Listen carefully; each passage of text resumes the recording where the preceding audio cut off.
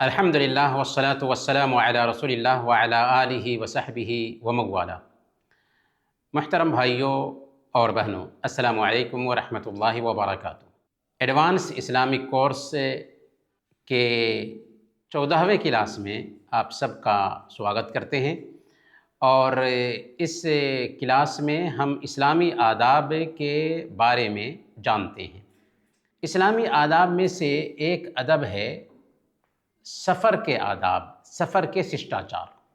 سفر عربی زبان میں اس کا معنی ہوتا ہے ظاہر ہونا، اور مسافر کو مسافر اس لیے کہا جاتا ہے کہ حقیقت میں سفر کرنے والے کے چہرے کو اور اس کے اخلاق کو سفر ظاہر کرتا ہے۔ جی ہاں، سفر میں ایک آدمی جب جاتا ہے تو وہ خاص حالت میں آ جاتا ہے جہاں پر اس کا نئے لوگوں سے تعلق بنتا ہے اور مختلف قسم کی وہ پریشانیاں جھیلتا ہے۔ اسی لیے اللہ کے نبی صلی اللہ علیہ وسلم نے بیان فرمایا، صحیح بخاری اور صحیح مسلم کی یہ حدیث ہے، السفر قطعۃ من العذاب، کہ سفر عذاب کا ایک ٹکڑا ہے۔ یمنع احدکم طعامہ وشرابہ ونومہ، کہ تم میں سے ایک آدمی کے کھانے پینے اور سونے میں رکاوٹ ڈالتا ہے۔ فَإِذَا قَضَى نَهْمَتَهُ فَلْيُعَجِّلْ إِلَىٰ أَهْلِهِ، تو اس لیے تم میں سے جو کوئی بھی اپنی ضرورت پوری کر لے تو اپنی فیملی کی طرف لوٹنے میں جلدی کرے۔ تو گویا کہ سفر میں ایک انسان کا کیریکٹر ظاہر ہوتا ہے، ایک انسان کا اخلاق ظاہر ہوتا ہے، کہ سفر کرنے کی وجہ سے ایک انسان کی اصلی حالت ظاہر ہو جاتی، اس لیے اس کو سفر کہا جاتا ہے۔ اس سفر کے بہت سارے ششٹاچار ہیں، آداب ہیں، جن کا ایک مسلمان کو خیال رکھنا چاہیے۔ کیا آداب ہیں، کیا ششٹاچار ہیں؟ تو سب سے پہلے نمبر پر سفر کے جو شرعی احکام اور مسائل ہیں ان کی جانکاری حاصل کر لیں۔ جیسے نمازوں میں قصر کرنا ہے، 4 رکعت کی نمازیں 2 رکعت پڑھنا، اور نمازوں کو جمع کرنا، یعنی 2 نمازوں کو جمع کر کے ادا کرنا۔ اسی طریقے سے تیمم کرنا اور موضع پر مسح وغیرہ کرنا، یہ بھی اس کے احکامات میں سے آتے ہیں۔ تو گویا کہ ان احکامات کی جانکاری رکھنے سے کیا ہوتا ہے کہ ایک بندہ سفر کے احکام کو صحیح طریقے سے برت پاتا ہے۔ دوسرے نمبر پر اچھے اور نیک دوست کے ساتھ میں سفر کرنا چاہیے۔ سفر کے لیے اچھے اور نیک دوست کا چوائس اس لیے ضروری ہے کہ انسان اپنے دوست کے طریقے پر ہوتا ہے، اور صحبت کا ایک انسان پر بہت گہرا اثر پڑتا ہے۔ اگر دوست اچھا رہا تو ہم بھی اچھے ہوتے ہیں، اور دوست برا رہا تو ہم بھی برے بن جاتے ہیں۔ اسی لیے دوست کا چوائس بہتر ہونا چاہیے، اور نیک دوست کے ساتھ میں اگر ہم سفر کرتے ہیں تو ہمارا سفر بہتر ہوتا ہے۔ تیسرے نمبر پر اکیلے سفر کرنے سے بچنا چاہیے۔ صحیح بخاری کی روایت ہے، اللہ کے نبی صلی اللہ علیہ وسلم نے بیان فرمایا، لو یعلم الناس ما فی الوحدۃ ما اعلم ما سار راکب بلیل وحدہ، کہ اگر لوگ جان لیتے کہ اکیلے سفر کرنے کے نقصانات کیا ہیں جیسے میں جانتا ہوں، تو کوئی سوار اکیلے رات میں نہ چلتا۔ تو اس سے کیا پتہ چلتا ہے؟ اس سے پتہ یہ چلتا ہے کہ ایک آدمی جب سفر کے لیے جائے تو جس حد تک ہو سکتا ہو اپنا کوئی ساتھی چن لے، اکیلے سفر نہ کرے، کیونکہ اکیلے سفر کرنے کے نقصانات ہوتے ہیں، اور ہم بھی اس کو سمجھ سکتے ہیں کہ ایسے نقصانات ہوتے ہیں۔ لیکن جب ایک انسان کے پاس کوئی ساتھی نہ ہو اور ضروری ہی ہے جانا، تو بہرحال ایسی حالت میں ایک انسان کو نکلنے کی گنجائش پائی جاتی ہے کہ وہ سفر کرے اکیلے میں۔ پر اگر ہو سکتا ہے تو کوئی بھی ساتھی اگر ہو جاتا ہے سفر میں تو وہ بہتر اور افضل ہے۔ اسی لیے اللہ کے نبی صلی اللہ علیہ وسلم نے یہ بات کہی ہے۔ چوتھا ادب سفر کا یہ ہے کہ سفر کے لیے نکلنے سے پہلے اپنے دوستوں سے، اپنے رشتہ داروں سے اور اپنے آس پاس کے قریبی لوگوں سے مل لیں اور دعائیں لے لیں۔ اپنے دوستوں اور رشتہ داروں سے مل کر کے دعائیں لینا اس لیے بھی ضروری ہے کہ یہ اللہ کے نبی صلی اللہ علیہ وسلم کی وصیت ہے۔ چنانچہ سنن ترمذی کی روایت ہے، اللہ کے نبی صلی اللہ علیہ وسلم کے پاس ایک آدمی آیا اور اس نے آپ صلی اللہ علیہ وسلم سے اپنے سفر کا ذکر کیا اور وصیت طلب کی، تو اللہ کے نبی صلی اللہ علیہ وسلم نے کہا کہ تقوی اختیار کرو اور ہر اونچی جگہ پر تکبیر پکارو۔ جب وہ جانے لگا تو اللہ کے نبی صلی اللہ علیہ وسلم نے دعا دی، اللہم اطوع لہ البعد وہون علیہ السفر، کہ اے اللہ اس کی دوری سمیٹ دے اور اس کا سفر آسان کر دے۔ تو اس سے پتہ یہ چلتا ہے کہ اگر ہم سفر کی تیاری کر رہے ہوتے ہیں تو اپنے آس پاس کے بزرگوں اور دوست و احباب سے مل لینا چاہیے، رشتہ داروں سے مل لینا چاہیے اور ان کی دعائیں لے لینی چاہیے۔ 5ویں نمبر پر مسافر جب سفر کے لیے نکل رہا ہو تو مقیم کو چاہیے، جو اپنے ملک میں رہنے والا ہے، اس کو چاہیے کہ مسافر کو ان الفاظ میں دعا دے۔ دعا سکھائی ہے اللہ کے نبی صلی اللہ علیہ وسلم نے، استودع اللہ دینک و امانتک و خواتیم عملک، کہ میں تیرے دین، تیری امانت اور تیرے کاموں کے نتائج کو اللہ کے حوالے کرتا ہوں۔ جبکہ مسافر مقیم کو یہ دعا دے گا، استودعک اللہ الذی لا تضیع ودائعہ، استودعک اللہ الذی لا تضیع ودائعہ، میں تجھے اس اللہ کے حوالے کرتا ہوں جس کے حوالے کی ہوئی چیز کبھی تباہ اور برباد نہیں ہوتی۔ سفر میں اللہ کے ذکر، قرآن کی تلاوت اور دعا وغیرہ میں مشغول رہنا چاہیے۔ کیوں؟ اس لیے کہ سفر کے بیچ بندے کی دعا قبول ہوتی ہے، اسی لیے سفر کی حالت میں زیادہ سے زیادہ دعائیں کرنی چاہیے اور ذکر وغیرہ میں لگے رہنا چاہیے۔ سنن ابی داؤد کی روایت ہے، اللہ کے نبی صلی اللہ علیہ وسلم نے ارشاد فرمایا، ثلاث دعوات مستجابات لا شک فیہن، 3 آدمیوں کی دعائیں قبول ہوتی ہیں، ان میں بالکل شک نہیں، دعوت المظلوم و دعوت المسافر و دعوت الوالد علی ولدہ، کہ مظلوم کی بد دعا، مسافر کی دعا اور والد کی اپنی اولاد پر بد دعا یا دعا۔ تو ماں باپ اگر اپنی اولاد کے لیے دعا کرتے ہیں یا بد دعا بھی کرتے ہیں تو اللہ قبول کرتا ہے، مسافر دعا کرتا ہے اللہ قبول کرتا ہے، اسی طریقے سے مظلوم کی بد دعا بھی اللہ تعالیٰ قبول کرتا ہے۔ تو سفر کی حالت میں زیادہ سے زیادہ دعائیں کرنی چاہیے، بلکہ اگر کوئی آدمی سفر میں جا رہا ہے تو اس سے دعا کی گزارش بھی کرنی چاہیے، کیونکہ مسافر کی دعا قبول ہوتی ہے۔ 7ویں نمبر پر 5 وقت کی نمازوں کی وقت پر پابندی کرنی چاہیے۔ نمازوں کو بے وقت ہرگز نہیں کرنا چاہیے، اگرچہ ہم سفر میں ہو۔ ہاں، اس بات کی گنجائش پائی جاتی ہے کہ سفر میں قصر کریں اور 2 نمازوں کو جمع کر کے پڑھیں، بلکہ یہ سنت ہے، لہذا ہمیں اس کا اہتمام کرنا چاہیے کہ 2 رکعت نمازیں پڑھیں قصر کر کے، جو 4 رکعت نمازیں ہیں ان کو، اور اسی طریقے سے 2 نمازوں کو جمع کرنے کی بھی سفر میں گنجائش ہے۔ سفر چاہے کسی بھی چیز سے ہو، گاڑی سے ہو، ٹرین سے ہو یا ہوائی جہاز سے ہو، ہر حالت میں نماز کا وقت ہونے پر نماز پڑھ لینی چاہیے۔ جی ہاں، اگر کسی کو یقین ہے کہ منزل پر اترنے تک نماز کا وقت رہے گا تو اسے لیٹ کرنے میں کوئی حرج کی بات نہیں ہے، لیکن اگر سفر میں تاخیر اتنی کی جاتی ہے کہ نماز کا وقت نکل جاتا ہے تو ایسی حالت میں اس کے لیے تاخیر جائز نہیں۔ مثال کے طور پر ایک آدمی یہ سوچتا ہے کہ میں ظہر کی نماز نہیں پڑھتا ہوں اور سورج ڈوبنے سے پہلے میں پہنچ ہی جاؤں گا اور ظہر اور عصر کو ملا کر کے پڑھ لوں گا، تو ٹھیک ہے، کوئی حرج کی بات نہیں۔ لیکن اگر اس کو یقین ہے کہ سورج ڈوبنے کے بعد گھر پہ میں پہنچوں گا، تو ایسی حالت میں اس کے لیے ضروری ہو جاتا ہے کہ وہ ظہر اور عصر کو سفر کی حالت ہی میں پڑھے، چاہے سفر کسی بھی چیز کا ہو۔ یہاں تک کہ ٹرین میں آدمی ہے تو ٹرین میں کھڑے ہو کر کے نماز پڑھنے کی نوبت نہیں آتی ہے، تو بیٹھ کر کے بھی آدمی ٹرین کی سیٹ پر نماز پڑھ سکتا ہے، لیکن نماز بے وقت ہرگز نہیں کرنی چاہیے۔ اور ہم لوگ سفر میں ہوتے ہیں تو آسانی کے ساتھ میں سفر میں نمازیں اپنے وقت پر پڑھ لیتے ہیں، اور پڑھنا بھی چاہیے۔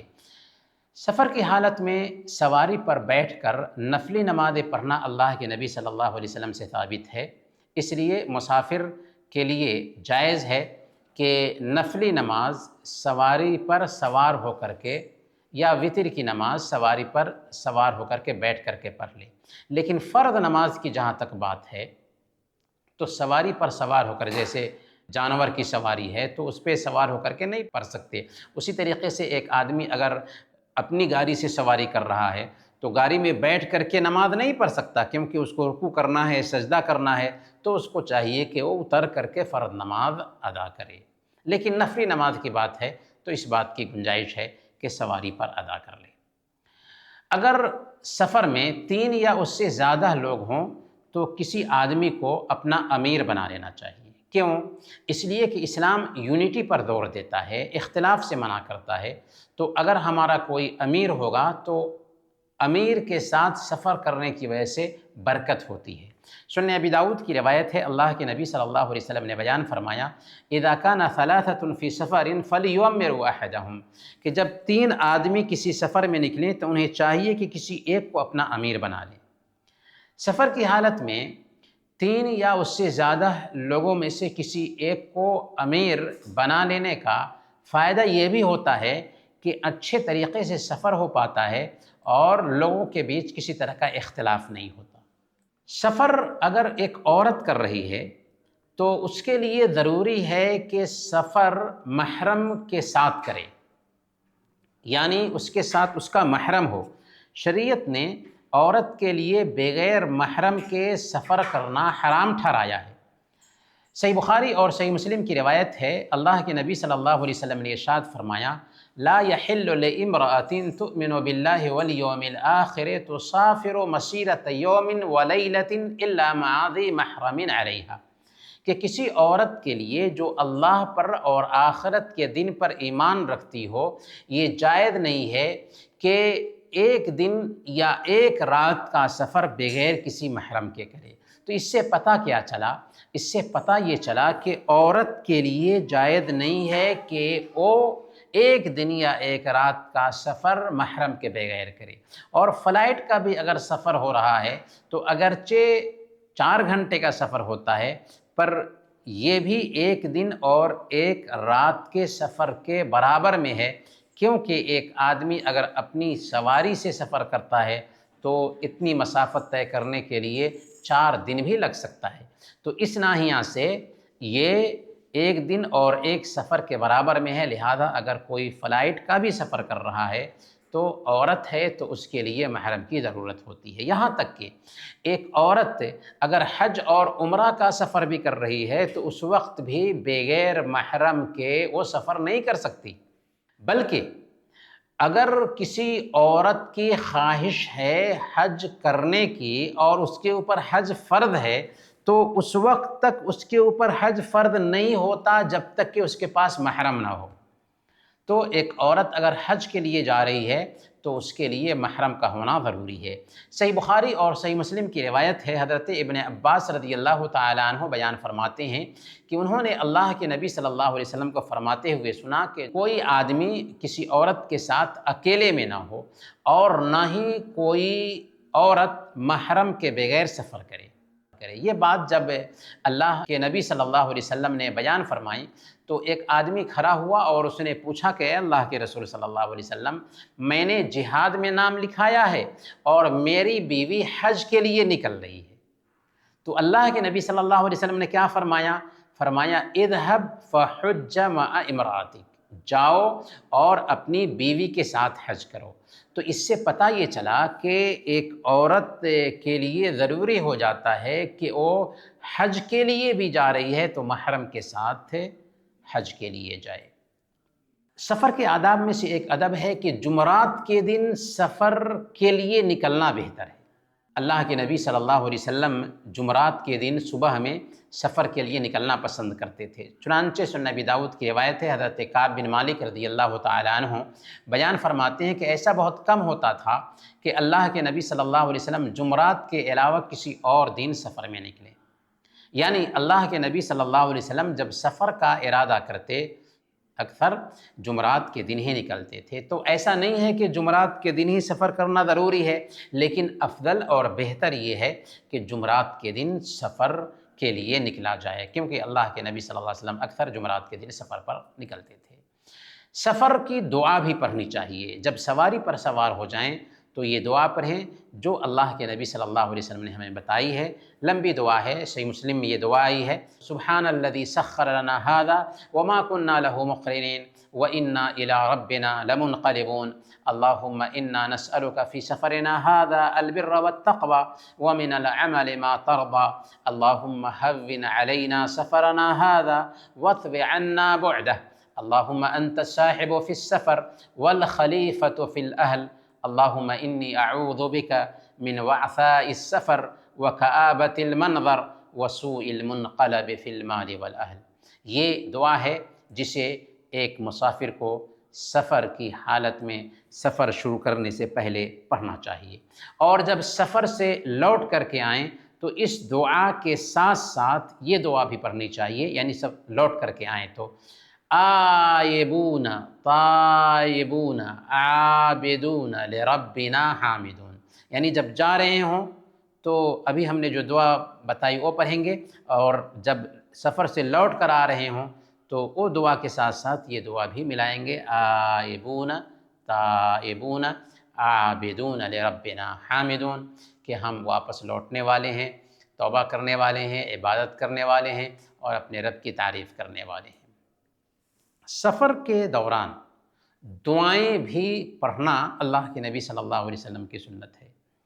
جیسے صحیح بخاری کی روایت ہے، حضرت جابر رضی اللہ تعالیٰ عنہ کہتے ہیں کہ کننا اذا صعدنا کبرنا واذا نزلنا سبحنا، کہ سفر کی حالت میں جب ہم لوگ کسی اونچے مقام پر چڑھتے تھے تو ہم لوگ اللہ اکبر کہتے تھے، اور جب نیچے کی طرف اترتے تھے تو سبحان اللہ کہتے تھے۔ تو یہاں پر یہ ادب معلوم ہوا کہ سفر میں ہیں، اونچائی پر چڑھ رہے ہیں تو اللہ اکبر کہیں گے، اور نیچے کی طرف اتر رہے ہیں تو سبحان اللہ کہیں گے۔ جب کسی گاؤں میں داخل ہوں تو گاؤں میں داخل ہوتے وقت اللہ کے نبی صلی اللہ علیہ وسلم نے دعا سکھائی ہے۔ سنن ابن خزیمہ کی روایت ہے، حضرت صہیب بن سنان الرومی رضی اللہ تعالیٰ عنہ بیان فرماتے ہیں کہ جب اللہ کے رسول صلی اللہ علیہ وسلم کسی گاؤں یا دیہات کو دیکھتے اور اس میں داخل ہونا چاہتے تو یہ دعا پڑھتے تھے۔ دعا کیا ہے؟